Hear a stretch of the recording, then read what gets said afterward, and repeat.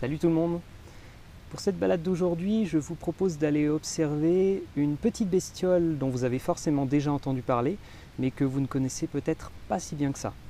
Donc si pour vous, ce son-là, c'est le son d'un oiseau, restez avec moi, cette vidéo est faite pour vous. Hey Flo, on va où aujourd'hui? Morning! You off to see the groundhog? Yes, I am. You think it's gonna be an early spring? I'm predicting March 21st. Oh, good guess. You know, I think that actually is the first day of spring. Si je vous demande de me citer un animal emblématique de la montagne, certains vont probablement me parler du chamois ou du bouquetin, d'autres vont peut-être me mentionner le majestueux aigle royal, non, pas ça, voilà, c'est mieux.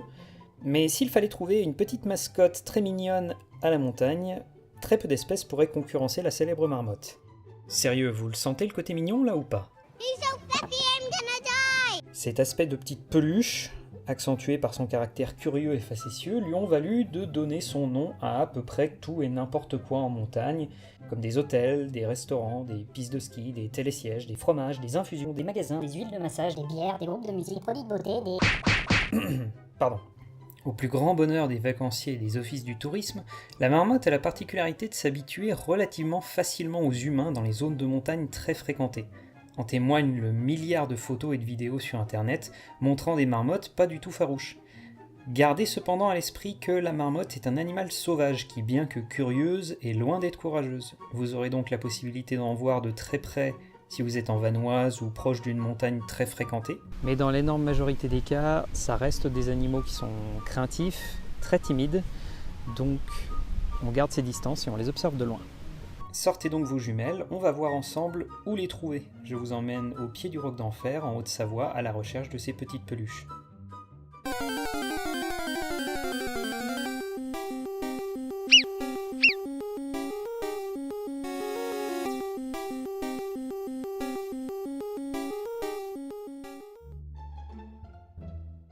Pour commencer, la marmotte est un petit rongeur de la famille des Suridés, c'est-à-dire une cousine proche de l'écureuil et du chien de prairie.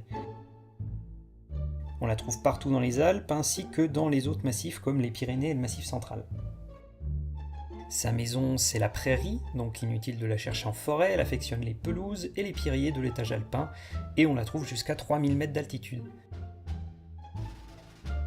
Elle est principalement herbivore, même si elle ne dira pas non à une sauterelle ou un criquet qui lui passera entre les pattes. Pour observer la marmotte, cherchez des pierriers au soleil ou de belles pentes herbeuses.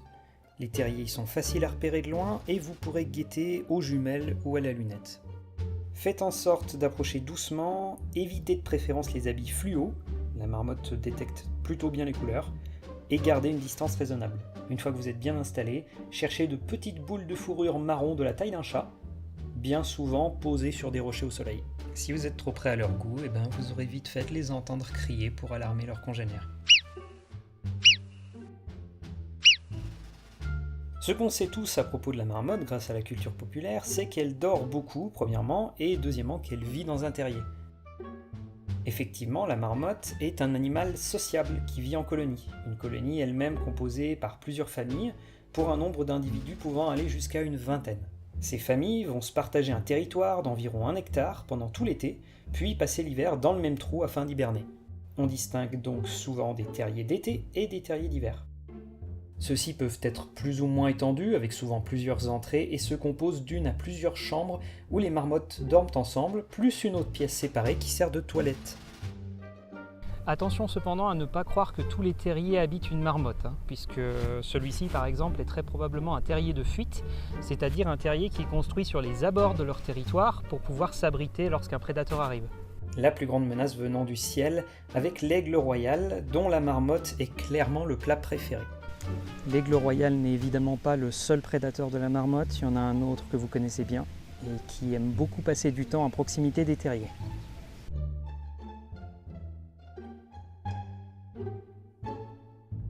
La marmotte se réveillant d'hibernation vers la fin mars, le printemps sera clairement la saison la plus dure pour elle puisqu'il reste encore beaucoup de neige, et qu'une marmotte sur une étendue blanche, ça se repère facilement. Malgré tous ces dangers, il y a du boulot puisque la marmotte va très vite entamer sa période de reproduction, afin de donner naissance à une portée de 2 à 6 petits dès la fin mai, qui sortiront du terrier 15 jours plus tard.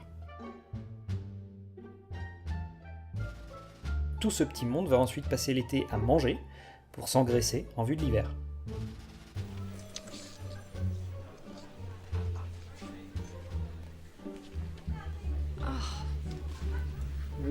Alors qu'elle ne pèse que 3,5 kg au printemps, la marmotte adulte va doubler son poids et monter jusqu'à 8 kg, dont 2 kg de graisse pure.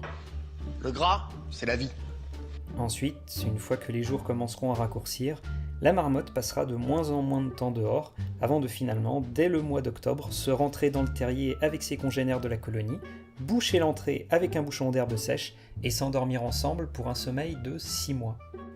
Pendant l'hibernation, la marmotte n'est pas simplement endormie, elle est littéralement en veille. Tout son système se met en économie d'énergie. Son cœur passe de 130 à 15 battements par minute, sa respiration ralentit à un minimum d'une inspiration par minute, et sa température corporelle chute à 5 degrés. Elle se réveillera quand même pendant l'hiver 4 ou 5 fois pour faire ses besoins, mais restera dans son terrier jusqu'à la fin mars, où elle commencera un nouveau cycle. Voilà pour ce petit tour d'horizon de la marmotte. J'aurais pu dire encore pas mal de choses sur ce petit rongeur, notamment qu'il était courant pour les enfants montagnards du siècle dernier d'apprivoiser des marmottes et de leur apprendre à faire des tours, pour gagner quelques sous dans les grandes villes pendant l'hiver. J'aurais aussi pu vous parler de sa graisse, qui est utilisée depuis l'Antiquité pour soigner les rhumatismes. Ah oui, pour ceux qui se poseraient la question, la marmotte est encore chassée de nos jours. Autrefois c'était pour sa fourrure, maintenant c'est principalement pour la manger. Mais pour être honnête, c'est loin d'être une viande succulente. J'espère que cette nouvelle promenade vous aura plu. Si c'est le cas, n'hésitez pas à laisser un pouce bleu, à partager la vidéo et à vous abonner à la chaîne. En attendant la prochaine vidéo, profitez bien de vos balades en montagne, ouvrez les yeux et les oreilles, et je vous dis à bientôt.